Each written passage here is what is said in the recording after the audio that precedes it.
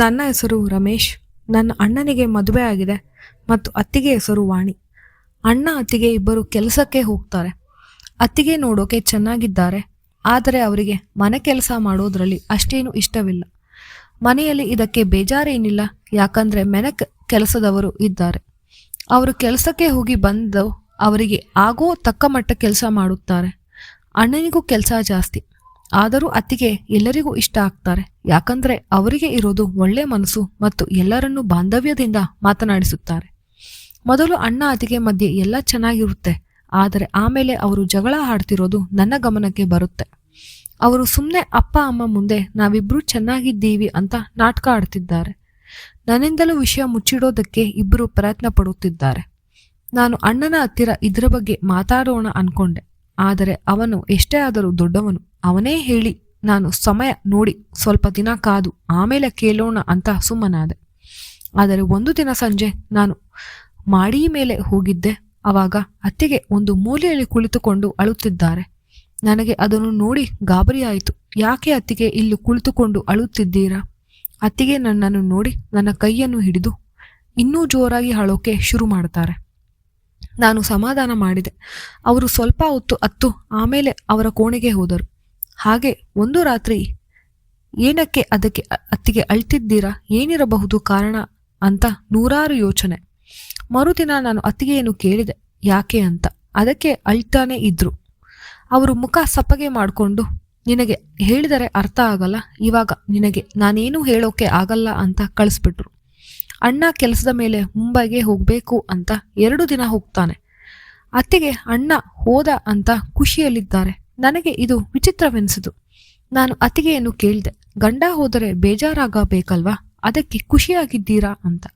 ಅದಕ್ಕೆ ಹೇಳಿದರು, ನಿಮ್ಮಣ್ಣ ಇದ್ರೆ ಅವರ ಕಾಟ ಜಾಸ್ತಿ, ನನಗೆ ನೋವಾಗುತ್ತೆ, ಬೇಡ ಅಂದರೂ ಅವರು ಕೇಳುವುದಿಲ್ಲ. ರಾತ್ರಿಯೆಲ್ಲ ಹಿಂಸೆ ಮಾಡ್ತಾರೆ. ಅವರ ನೋವು ತಾಳಲಾರದೆ ನಾನು ಅವರಿಂದ ತಪ್ಪಿಸಿಕೊಳ್ಳೋಕೆ ಏನೇನೋ ಪ್ರಯತ್ನ ಮಾಡ್ತೀನಿ. ಅವರು ಈಗ ಇಲ್ದಿರೋದ್ರಿಂದ ನನಗೆ ನೆಮ್ಮದಿ. 2 ದಿನ ಅಣ್ಣ ಇಲ್ಲ ಅಂತ ಅತ್ತಿಗೆ ಖುಷಿಯಿಂದ ಇದ್ದರು. ಅಣ್ಣ ವಾಪಸ್ ಬರುವುದಿಲ್ಲ, ಅವರು ಬೇಜಾರಿನಲ್ಲಿ ಕುಳಿತಿದ್ದರು. ನಾನು ಅತ್ತಿಗೆಯನ್ನು ಕಿಚಾಯಿಸಿದೆ, ಸುಮ್ಮನೆ ಕೂತಿದ್ದೀರಾ ಅಂತ. ಅತ್ತಿಗೆ, ನಿಮ್ಮಣ್ಣ ಬರ್ತಾರೆ, ನಾನು ಬಿಡೋದಿಲ್ಲ ಅಂತ ನೇರವಾಗಿ ಹೇಳಿದರು. ನನಗೆ ಅದಕ್ಕೆ ಯಾಕೋ ನನ್ನ ಹತ್ರ ಇದರ ಬಗ್ಗೆ ಎಲ್ಲ ತುಂಬಾ ನೇರವಾಗಿ ಮಾತಾಡ್ತಾ ಇದ್ದಾರಲ್ಲ ಅಂತ ಅನ್ನಿಸ್ತಾ ಇದೆ. ಏನೋ ಅತ್ತಿಗೆ ಮಾಡರ್ನ್ ಇದ್ದಾರೆ ಅಂತ ಸುಮ್ಮನಾದೆ. ಅಣ್ಣ ಬಂದ ಮೇಲೆ 2-3 ದಿನ ಆದ್ಮೇಲೆ ಮತ್ತೆ ಅತ್ತಿಗೆ ನೋವಿನಲ್ಲಿ ಓಡಾಡ್ತಾ ಇರೋದನ್ನ ನಾನು ಗಮನಿಸಿದೆ. ಅತ್ತಿಗೆಗೆ ಅಣ್ಣನಿಗೆ ತಪ್ಪಿಸಿಕೊಳ್ಳೋಕೆ ಅವರು ತವರು ಮನೆಗೆ ಹೋಗೋಕೆ ಶುರು ಮಾಡ್ತಾರೆ. ಅಣ್ಣನಿಗೆ ಫಾರಿನ್ ಟ್ರಿಪ್ ಬರುತ್ತದೆ.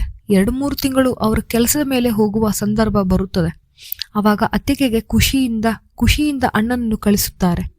ಅಣ್ಣ ಹೋದ ಮೊದಲ ತಿಂಗಳು ಅವರು ಖುಷಿಯಿಂದ ಇದ್ದಾರೆ. ಆದರೆ ನಂತರ 2ನೇ ತಿಂಗಳಿನಿಂದ ಅವರಿಗೆ ಅಭ್ಯಾಸವಾಗಿದ್ದು ಇವಾಗ ಇಲ್ಲದಂತಾಗಿ ಬೇಜಾರಾಗಿದೆ. ನಾನು ಅತ್ತಿಗೆಯವರಿಗೆ, ಏನಕ್ಕೆ ಖುಷಿಯಾಗಿದ್ದೀರಾ? ಅಯ್ಯೋ, ಏನು ಖುಷಿಯೇನು ರಮೇಶ್, ಅವರು ಇದ್ದಾಗ ಒಂದು ಕಷ್ಟ, ಇಲ್ಲದಾಗ ಇನ್ನೊಂದು ಕಷ್ಟ. ನೀವು ಎಲ್ಲದಕ್ಕೂ ಏನಾದರೂ ಒಂದು ಪರಿಹಾರ ಇಟ್ಕೊಂಡಿರಬೇಕು.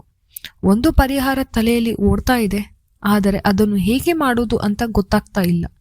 ನನಗೇನು ಅರ್ಥ ಆಗಲಿಲ್ಲ, ಆದರೆ ಸುಮ್ಮನಾದೆ. ಮರುದಿನ ನನ್ನ ಹುಟ್ಟುಹಬ್ಬವಿರುತ್ತದೆ. ಅತ್ತೆಯ ಮನೆಯನ್ನು ಸಿಂಗರಿಸಿದ್ದಾರೆ. ನನಗೋಸ್ಕರ ನನಗೆ ಇಷ್ಟವಾದ ಅಡುಗೆಯನ್ನು ಕಲಿತು ಮಾಡಿದ್ದಾರೆ. ನನಗೆ ಅವರು ಇಷ್ಟ. ಅವರೂ ನನಗೆ ಇಷ್ಟವಾದ ಬಣ್ಣದ ಸೀರೆಯನ್ನು ಉಟ್ಟಿಕೊಂಡು ಬಂದಿದ್ದಾರೆ. ಮಾಯಾಲೋಕಕ್ಕೆ ಕರೆದುಕೊಂಡು ಹೋಗುತ್ತೇನೆ, ನೀನು ಬರಲು ಸಿದ್ಧವಿದೆಯೇ ಎಂದು ಕೇಳುತ್ತಾರೆ.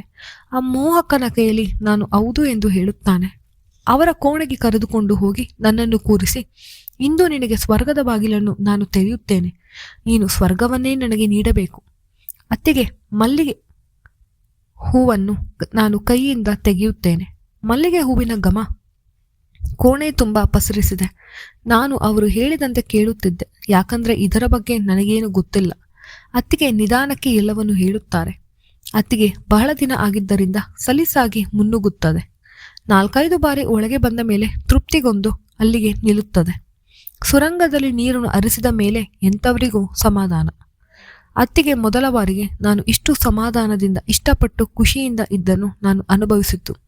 ಅದಕ್ಕೆ ನಿನಗೆ ಧನ್ಯವಾದಗಳು.